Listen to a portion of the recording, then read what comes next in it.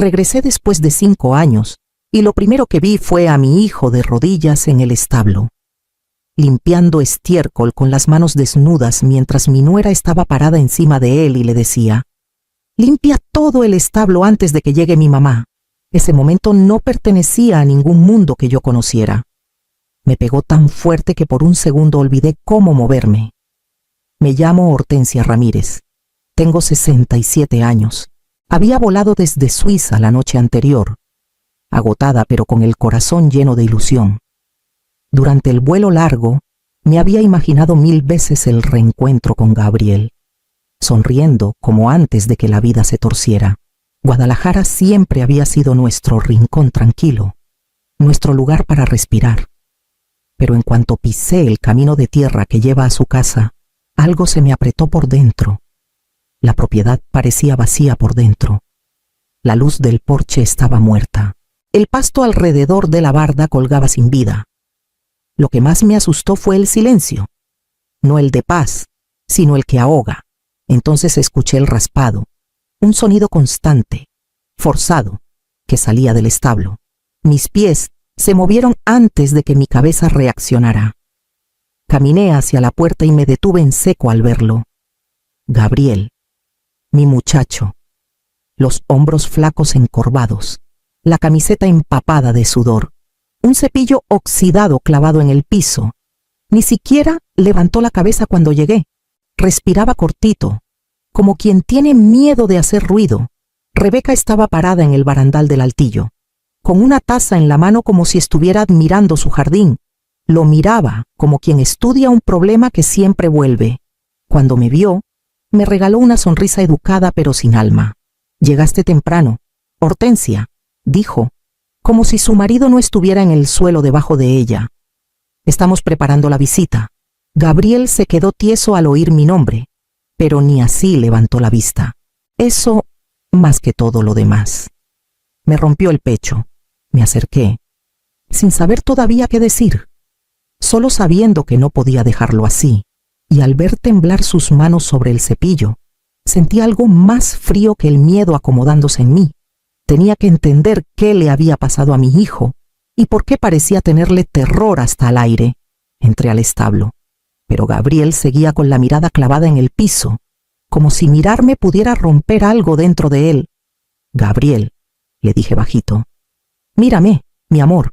Sus manos se quedaron a media limpieza. Por un instante creí que iba a alzar la cara, pero en vez de eso murmuró: «Mamá, por favor no lo hagas más difícil». Me agaché a su lado. Más difícil que esto. Cuando por fin se movió, vi las marcas rojizas que le rodeaban las muñecas, marcas leves, suaves, como de estar amarrado muchas veces. Se me cortó la respiración, pero él negó rápido con la cabeza, avisándome que no reaccionara. «Está bien», susurró. «Todo está bien». Le temblaban tanto las manos que el cepillo se le cayó. La voz de Rebeca cortó el aire como navaja. «Gabriel, te faltó un lugar». Bajó las escaleras despacio, sin prisa, los tacones marcando cada segundo que controlaba. Ni me miró. No necesitaba hacerlo. Su poder llenaba el lugar sin pedir permiso. «Te pedí que terminaras antes de que llegue mi mamá», dijo, sacudiéndose polvo que no existía de la manga. «Si no puedes con el ritmo, nomás dilo». Gabriel se encogió y volvió a agarrar el cepillo. Puse mi mano en su brazo. «Necesita descansar». Rebeca giró la cabeza, sonriendo como quien avienta una advertencia. «Descansará cuando termine, ¿verdad, Gabriel?» Él asintió demasiado rápido. «Estoy bien», pero traía los hombros hacia adentro, la respiración cortita, todo su cuerpo gritando lo contrario. Rebeca salió, dejando una estela de órdenes. Cuando desapareció por la puerta, Gabriel se desplomó. No de alivio, de derrota. Ahí entendí que esto no era tensión ni un mal matrimonio. Esto era miedo. Rebeca caminaba delante de nosotros hacia la casa como si estuviera guiando a una visita en su palacio. Yo seguía a Gabriel adentro y en cuanto crucé la puerta, una pesadez se me instaló en el pecho. Todo en la sala brillaba pisos de mármol pulido, espejos grandotes con marco dorado, una araña que no pega ni con queso en una casa de rancho en las afueras de Guadalajara. Parecía página de revista. No parecía la vida de mi hijo. Quedaban poquísimas cosas personales. Casi todas las fotos y recuerdos habían desaparecido. Nada tenía su toque. Gabriel se quedó rondando cerca del pasillo, como esperando permiso para moverse. Antes de que pudiera abrir la boca, la puerta principal se abrió de golpe sin tocar. Doña Consuelo entró como si la casa fuera suya desde siempre. El cabello perfecto, perfume caro y esa sonrisa que nunca llega a los ojos. «Rebeca, mi reina», dijo, pasando de largo junto a mí. «Vine tempranito. Quería ver cómo iban las cosas». Sus ojos pasaron por Gabriel como quien revisa una mancha. «¿Todavía no terminas el establo?» Gabriel bajó la cabeza. «Lo termino después de la comida». Doña Consuelo no me peló hasta que Rebeca le susurró. Llegó Hortensia. Se dio la vuelta despacio. Ah, la suegra. Me hizo una inclinación de cabeza. Nada más. La comida debería haber sido cálida, de bienvenida. En cambio pareció teatro. Doña Consuelo se sentó en la cabecera. Rebeca a su lado. A mí me pusieron casi en medio. Gabriel quedó al fondo, casi fuera de la plática. Rosita miraba todo calladita, observando a sus papás y a su abuela con mucho cuidado. Cuando Gabriel estiró la mano por un platillo, Rosita se quedó helada. Mami dice que papi nomás es el que limpia. Soltó bajito, pero no tanto. Rebeca se puso tiesa. Doña Consuelo le lanzó una mirada de advertencia. Gabriel retiró la mano como si le quemara. Rosita miraba a su papá como con miedo de poner mala cara. Yo miraba los hombros chiquitos de la niña tensos. Miraba a Gabriel achicarse. Miraba el silencio satisfecho de Doña Consuelo. Esto no era un hogar. Era una jerarquía. Un lugar donde hasta una niña chiquita ya había aprendido quién manda y quién no más estorba. Y se estaba tragando a mi hijo vivo. La casa se había quedado callada, pero no era esa calma que deja dormir. Era la que te aprieta las costillas. Salí a tomar aire y vi una luz tenue titilando cerca de la barda. Gabriel estaba ahí, trabajando solo, los hombros caídos, los movimientos tiesos. Jalaba una tabla floja como si arreglándola pudiera sostener su mundo. Gabriel, dije suave, dio un brinco. Mamá, mejor entra, está tarde, tú estás aquí en la oscuridad. Le contesté. Háblame. Bajó la vista a sus manos. No quiero meterte en esto. ¿En qué? Un silencio largo se estiró entre nosotros y de pronto algo se le quebró. Todo se vino abajo, susurró. Hace años, el negocio de los alimentos se hundió. Debía casi 4 millones de pesos. No te dije. No quería que te preocuparas. Me acerqué. Entonces entró Doña Consuelo. Asintió. Pagó la deuda, pero nada es gratis. Me hizo firmar unos papeles diciendo que era para asegurar la inversión. Después de eso, vigila cada peso y cada decisión. La voz le temblaba. Pensé que Rebeca entendería, pero cambió. En la casa me dice inútil, que le arruiné la vida. Trato de no cruzarme en su camino. No quiero que Rosita escuche. Se me cerró la garganta. Gabriel, ¿por qué no me llamaste? Me daba vergüenza, dijo. Y miedo, si me rebelaba. Doña Consuelo amenazaba con quitarme a Rosita. Conoce a la gente indicada, sabe qué decir. Agarró la barda, las manos temblándole apenas. Disimulando la angustia, puse mi mano sobre la suya. Ya no estás solo. Tragó saliva fuerte. No merezco ayuda, mamá. Yo armé este desastre. Ahí en la oscuridad, oyendo a mi hijo decir eso, entendí el peso que cargaba y cuán hondo había calado el daño. No solo estaba atrapado, creía que se lo merecía. Desperté antes del amanecer. De esos despertares que vienen porque la cabeza no para. La casa se sentía mal, demasiado callada, demasiado vigilada. Empecé a apuntar detalles pequeños.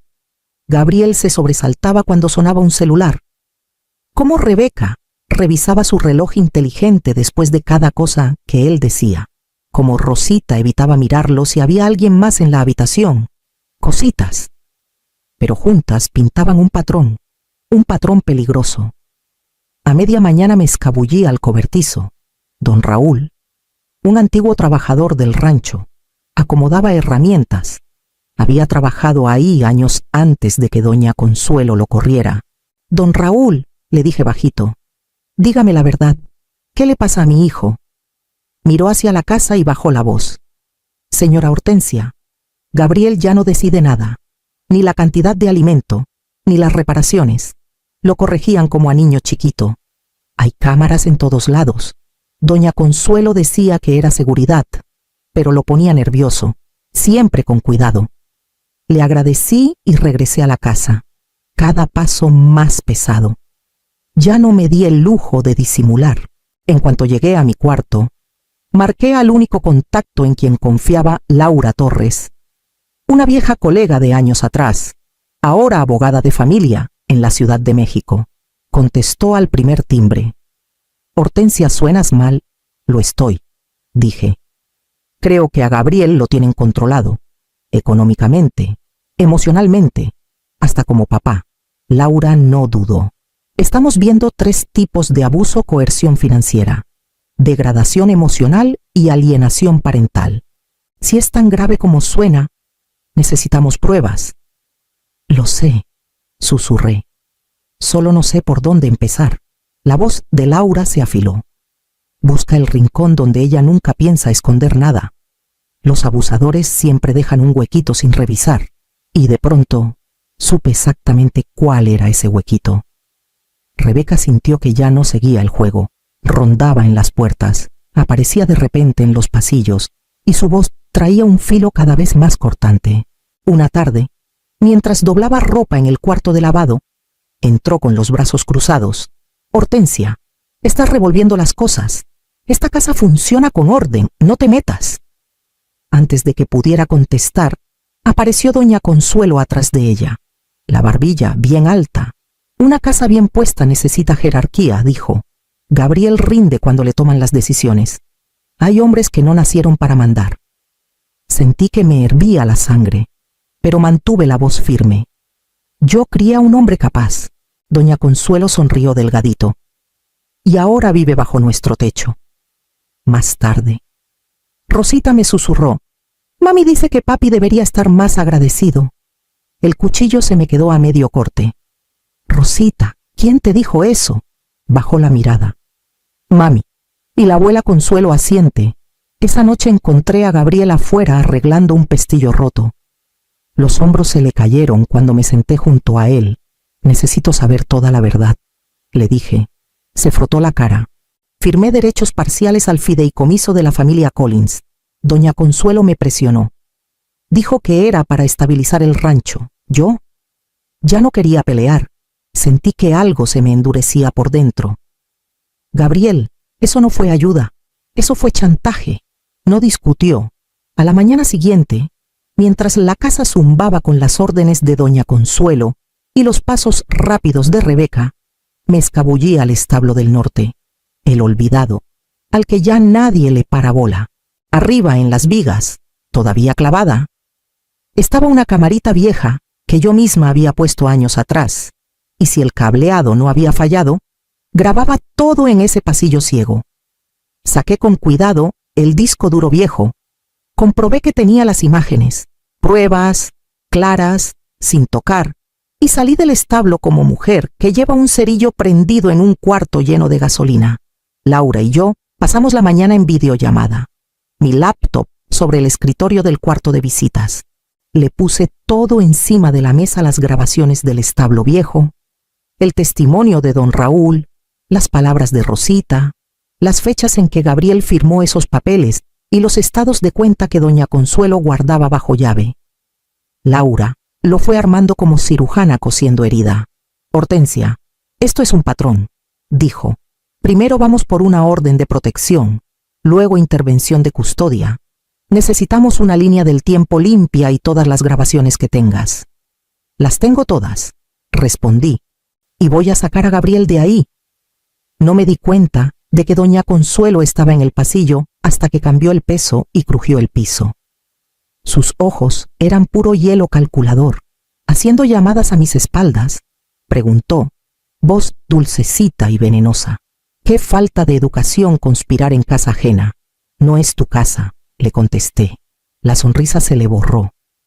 Esa tarde, Gabriel entró cargando costales de alimento, la camiseta empapada por la lluvia y los hombros encogidos al ver a Rebeca esperándolo en la puerta de la cocina. «Estuviste demasiado tiempo afuera», le soltó. «Nunca piensas en las consecuencias. Rosita necesita estabilidad y tú sigues». Gabriel se encogió antes de que ella terminara. Ese encogimiento que sale después de oír 1000 veces el mismo golpe. «Rebeca», dije fuerte. Me miró furiosa. «Hortensia, no te metas». «No». La palabra me salió antes de pensarla. Me puse enfrente de Gabriel, plantándome entre los dos. Gabriel me miró como si nunca me hubiera visto ocupar espacio. La mandíbula de Rebeca se apretó. «Es mi esposo. Yo manejo las cosas a mi modo. Ya no». Dije, «Así no le vuelves a hablar nunca». Por primera vez desde que llegué, Rebeca dio un paso atrás. No mucho, pero suficiente. Solo suficiente. Y vi algo temblar en sus ojos. No era enojo, no era seguridad, era miedo. Esperé hasta que la casa cayó en su ritmo de la tarde. Doña Consuelo paseando con su tablet. Rebeca revisando puertas como si cuidara un reino que no le pertenecía. Cuando sentí el momento, entré a la sala. «Rebeca, Consuelo», dije tranquila. «Tenemos que hablar». Rebeca alzó una ceja. «¿De qué?» «Ya verán». Antes de que pudieran contestar, un carro entró al camino de grava, luego otro y otro. Llegó Laura con funcionarios del condado después de confirmar el protocolo, seguidos por una trabajadora social de DIF. A doña Consuelo se le fue el color de la cara. «¿Qué significa esto?», exigió. Laura ni se inmutó. «Una intervención formal. Nos reunimos en el comedor». Rebeca parada tiesa, apretando el celular como si fuera pistola.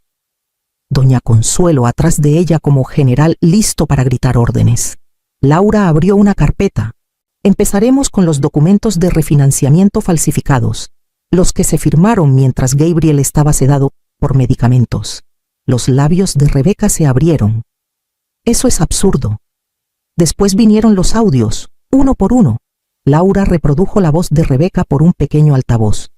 «Eres un inútil. Haz lo que te dije. Rosita no necesita un papá que falla». Cada frase caía como golpe. Rosita, parada en la puerta junto a Gabriel, se escondió detrás de su pierna. Una funcionaria se agachó a su lado, hablándole suave. Laura siguió. «Aquí está la línea del tiempo de la coerción, aislamiento financiero, presión sobre la propiedad y comunicación restringida». Doña Consuelo golpeó la mesa. «Esto es una emboscada». Di un paso al frente. «No, esto es la verdad». El funcionario le habló directo a Gabriel. «Señor, por orden de emergencia, usted y su hija vienen con nosotros. Ya tenemos un lugar seguro temporal». La voz de Rebeca se quebró. «No pueden quitarme a mi hija». El funcionario ni la miró. «Rosita presenta indicadores psicológicos consistentes con exposición a agresión verbal». Rosita se aferró a Gabriel mientras los sacaban. Rebeca quiso avanzar, pero doña Consuelo la detuvo, susurrándole duro: «Para, lo estás empeorando». Rebeca me miró entonces salvaje, acorralada, sin ninguna de las máscaras que se había puesto. Por primera vez entendió que ya no había nada que controlar. La investigación avanzó rápido, más rápido de lo que Rebeca o doña Consuelo jamás pensaron. En pocos días, los oficiales del Ministerio Público empezaron a investigar control coercitivo e irregularidades financieras. Laura me mantenía al tanto. Su voz firme pero con un dejo de satisfacción. «Se pasaron de lanza, Hortensia. Ahora la ley les está desbaratando todo». Doña Consuelo intentó mantener su porte elegante por el pueblo, pero la gente ya había cambiado. En la tienda de forrajes escuché los murmullos. «¿Ya supiste de las Collins? Pobre Gabriel, pobrecita Rosita». Para alguien que presumía de influencias, De repente doña Consuelo se encontró puertas cerradas en la cara. Cuando me miró feo afuera de la estafeta, ya no tenía nada de su poder de antes, solo amargura y miedo. Gabriel, en cambio, se veía distinto cada día, menos encorvado, menos tenso, menos como hombre que espera el siguiente golpe. Cuando nos vimos en la casa de acogida, me susurró: «Ya no despierto con miedo». Las manos todavía le temblaban a ratos, pero iban sanando, despacito. Rosita primero se pegaba a él, luego a mí. La primera vez que ella sola tomó mi mano, se arrimó y me dijo bajito: «Abuela Hortensia, ahora está más tranquilo». Sus hombros se aflojaron como si hubiera cargado un peso del doble de su tamaño. Pasábamos las tardes leyendo cuentos con dibujos. Su voz chiquita tropezando con las palabras, pero cada vez más firme.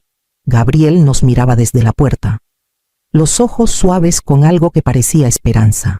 La casa, que antes se sentía gobernada por el miedo, ahora parecía un lugar donde se podía volver a respirar. Y con respirar llegaron los primeros pasos, frágiles, para reconstruir todo lo que habían perdido. Gabriel empezó terapia la semana siguiente. Llegó a casa después de la primera sesión con los ojos rojos, pero la voz firme. «Duele», dijo, «pero es la primera vez que siento que salgo del túnel en vez de meterme más». Le apreté el brazo. Así suena la sanación. Pasábamos las tardes reconstruyendo el establo juntos. No para volver a lo de antes, sino para recuperar algo que habían torcido demasiado tiempo. Yo sostenía las tablas mientras él atornillaba. «¿Se siente raro?», murmuró. «¿Volver a trabajar para mí?». «No», lo corregí suave. «Trabajas para tu hija y para tu vida». Rosita entraba y salía corriendo por las puertas abiertas del establo. Su risa, rebotando en un espacio que antes la hacía encogerse, arrastraba su perrito de peluche por la paja y gritó: «Papi, mira, ya no tiene miedo».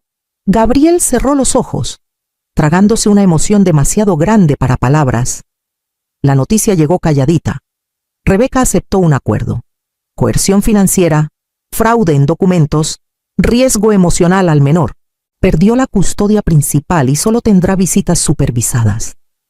Gabriel leyó el fallo 2 veces antes de susurrar: «Se acabó, está empezando». Le dije. Esa tarde los 3 nos sentamos en la escalera de atrás, mientras el sol se escondía detrás de los cerros de Jalisco. Rosita se recargó en mí, los párpados pesados, mientras Gabriel apoyaba los codos en las rodillas. A los 67, después de décadas de preocupación y culpa, no podía recuperar el pasado, pero sí asegurar el futuro. Nuestra casa volvió a respirar, y nosotros también. Si quieres más historias como esta, no olvides darle me gusta, dejar un comentario y suscribirte.